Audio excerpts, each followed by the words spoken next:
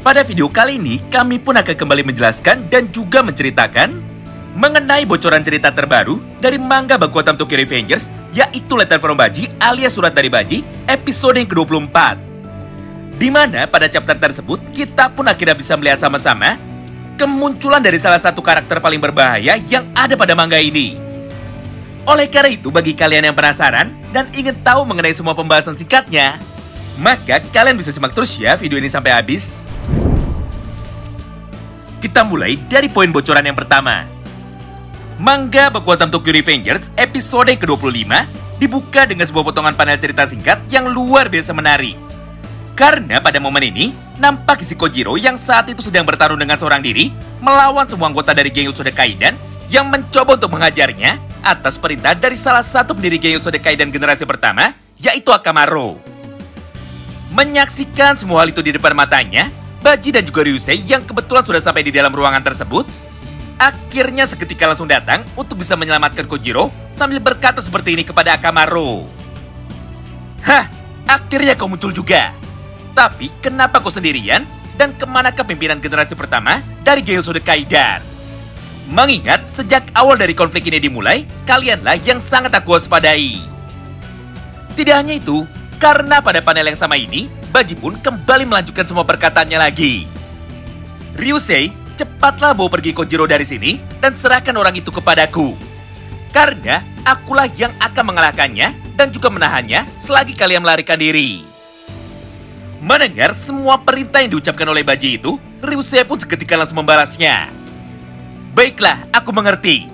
Aku akan membawa Kojiro pergi dari sini. Tapi sebagai gantinya, kau pun harus tetap waspada. Mengingat Akamaru sangatlah berbahaya dan dia pun sangatlah berbeda dengan semua anggota dari geng Utsuden Kaidan yang lainnya. Sementara itu, hal yang sangatlah berbanding terbalik justru malah terjadi di hadapan kita semua dari sudut pandang Akamaru. Di mana pada momen ini, Akamaru yang saat itu terlihat sangat santai, akhirnya mulai berjalan mendekat menuju ke arah Baji sambil berkata seperti ini kepadanya. Woi, Baji-chan, apa yang kau katakan? Jangan bilang kau berniat untuk melawanku di dalam duel 1 lawan 1 hanya demi bisa menyelamatkan orang lemah seperti itu. Nah, semua momen dialog singkat di antara mereka berdua pun berlangsung dalam tempo yang sangat cepat. Hingga pada panel berikutnya, Baji yang saat itu sudah mulai terlihat sangat emosi, akhirnya seketika langsung memutuskan untuk segera bergerak dengan cepat menuju ke arah Akamaru dengan niat untuk langsung mengajarnya menggunakan pukulan tangan kanannya. Menyaksikan gerakan yang sangat mendadak dari Baji itu, Akamaru pun seketika langsung menjadi terkejut. Karena dirinya sama sekali tidak menyangka bahwa kekuatan dari Kapten Divisi Pertama Geng Toman ternyata sangatlah sesuai sekali dengan semua gosip jalanan yang selama ini telah dia dengar. Bahwa Baji adalah salah satu Kapten Toman yang terkuat dan juga yang paling nekat. Tidak hanya itu, karena tepat ketika Akamaru sudah mulai bergerak demi bisa menghindari pukulan pertama dari Baji tersebut, maka di saat yang bersamaan, dia pun kembali melanjutkan semua perkataannya lagi. Haha, jika kau membuat satu buah kesalahan ketika bertarung melawanku, maka jangan salahkan aku jika nantinya kau malah terluka apalagi sampai terbunuh. Mendengar ucapan dan juga ejekan dari Akamaru itu, Baji pun seketika langsung tersenyum dan juga langsung membalasnya. Tenang saja, aku akan bertarung melawanmu menggunakan kemampuan terbaikku. Dan aku pun akan mengakhiri jalannya pertarungan kita melalui pukulan yang selanjutnya. Jadi bersiaplah, karena di dalam pertarungan ini, akulah yang akan menang. Sayangnya, jalannya pertempuran antara Baji dan juga Akamaru sama sekali tidak ditampilkan di dalam chapter terbaru ini. Mengingat pada halaman yang selanjutnya, scene pun ternyata malah langsung berpindah menuju kepada sudut pandang lain, yaitu sudut pandang dari Ryusei Sato, Issei Kojiro, dan juga Chifuyu Matsuno. Singkat cerita, setelah beberapa saat berlalu, dan setelah Ryusei dan juga Kojiro sudah pergi meninggalkan ruangan tersebut, maka pada momen ini, Kojiro pun dengan cepat akhirnya langsung berkata kepada Ryusei.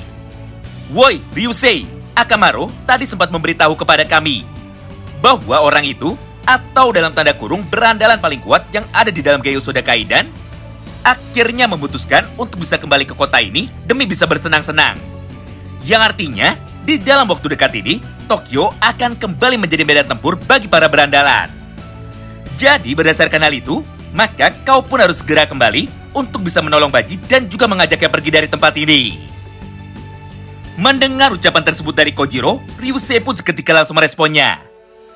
Tenang saja, untuk sekarang prioritas kita adalah untuk bisa lolos dari gedung ini dan juga menyelamatkanmu. Jadi, aku pun sangat yakin Baji pasti bisa menemukan sebuah solusi untuk bisa menyelamatkan dirinya sendiri. Nah, tepat ketika mereka berdua sedang berbicara, maka pada panel yang sama itu, semua pasukan dari Genjutsu Kaiden yang saat ini masih tersisa, akhirnya seketika langsung mengepungnya sambil berkata seperti ini kepada Kojiro. Haha, kalian sudah tidak bisa kabur lagi. Dengan begini, maka kalian akan kami tangkap dan juga akan kami bawa menuju kepada raja baru di dalam dunia berandalan, yaitu presiden dari Genjutsu Kaiden generasi pertama yang memutuskan untuk bisa kembali menuju ke dalam dunia berandalan. Walaupun pada saat ini Kojiro dan juga Ryusei sudah terkepung dan harapan bagi mereka berdua untuk bisa lolos menjadi semakin sempit, tapi pada panel berikutnya, sebuah hal yang sangatlah tidak mereka sangka akhirnya seketika langsung terjadi di hadapan mereka semua. Di mana pada panel berikutnya, tiba-tiba saja terdengar suara teriakan dari Chifuyu Matsuno yang saat itu mampu datang tepat waktu sambil melancarkan satu buah tendangan nuklirnya menuju ke arah para berandalan tersebut. Akibatnya, tubuh dari mereka pun menjadi terpental dan juga terjatuh ke lantai tanpa bisa bangkit kembali. Melihat semua itu di depan matanya, Ryusei pun seketika langsung terkejut. Karena dirinya sama sekali tidak menyangka bahwa Chifuyu yang sebelumnya diperintahkan untuk memanggil ambulan dan menunggu di luar gedung tersebut, akhirnya malah memutuskan untuk datang dan juga nekat membantu mereka semua, walaupun hal itu sangatlah beresiko. Tidak hanya itu, karena pada kesempatan yang sama ini, Chifuyu pun mulai menjelaskan semua alasannya. Dengar, aku datang ke sini karena aku merasa bosan harus menunggu kalian sendirian di halaman belakang gedung ini.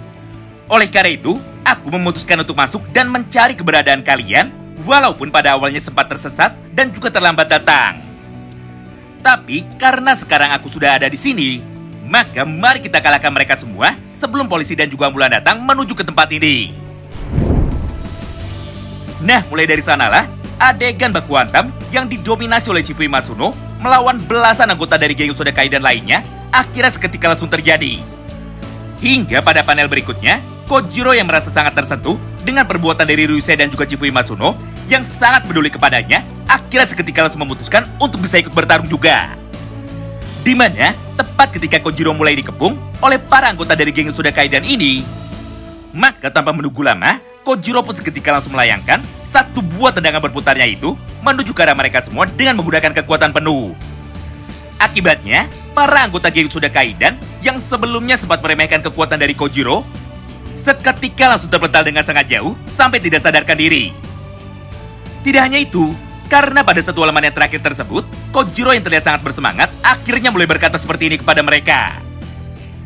Jika kalian pikir tanpa menggunakan senjata aku adalah orang yang sangat lemah, maka kalian salah besar. Karena sejatinya aku bertarung menggunakan senjata supaya aku bisa mengendalikan kekuatanku. Mengingat jika aku bertarung menggunakan teknik bela diriku sendiri, maka melawan belasan bahkan puluhan anggota dari Genjutsu Kaiden adalah hal yang sangat mudah. Oleh karena itu, bagi kalian yang masih berniat untuk melawanku, maka cepatlah maju sini dan bersiaplah untuk bisa dikalahkan. Nah, itulah semua poin pembahasan singkat yang dapat kami sampaikan kepada kalian semua di dalam satu video ini. Terima kasih banyak yang sudah simak video ini sampai habis dan salam baku hantam.